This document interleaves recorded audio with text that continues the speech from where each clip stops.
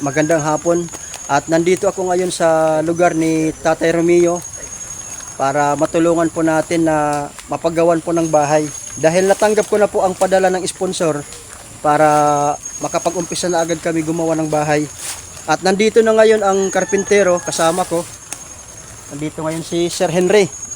Siya po ang gumawa ng bahay ni Tatay Renato. Na. Na sir.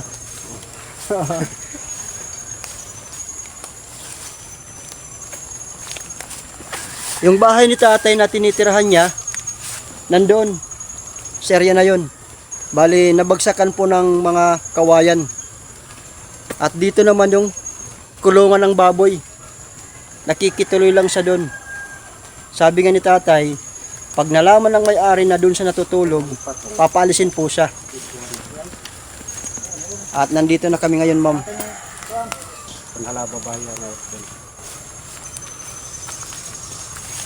Pero kaya amon kadagkon pagkulaan. May dagat. Makuri pag wala. Ano at yan na light na.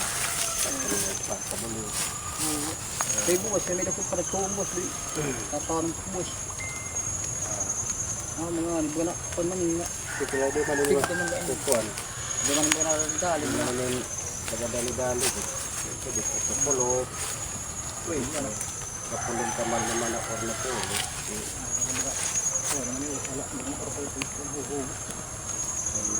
Abang kaya kitang kabuli na ito, hindi kamamari kang makakaya po sala. Sir Henry, ito yung haligi natin, ano? Yung haba niya, sakto na ba? Matibay. Yung haba niya, maiksi ano? Maiksi ito kasi babawang pa yan, 1 meter. Dapat mas mahaba yan. Pero pwede na ito sa soy ab, pwede magamit ito. Oo. Yung design natin, sir, yung design natin kagaya kay Tatay Renato, yung design ng bahay. Tapos, yung balkonahe niya, gagawin natin yung pinakita ko sa iyo na design. Yung balkonahe niya. Sa unahan. Sa unahan. Okay. Diretso naman lang. Oo. Hindi na putol. Diretso na yan.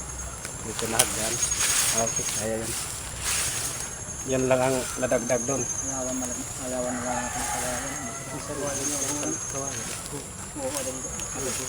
Tara, punta nga tayo doon. Tara, Romeo, pakatulog kita nga dito. Sige ba, ma? Sakay na lang nga di. Good. Okay. Okay, dito sir. Kulit.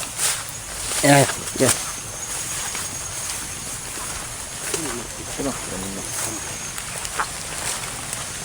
Umuulan na.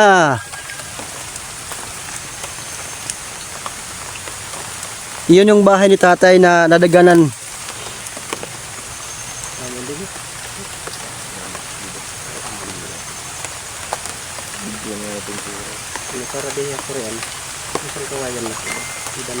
Umuulan na.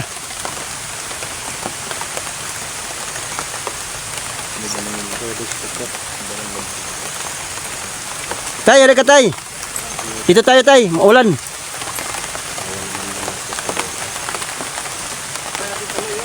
Oo.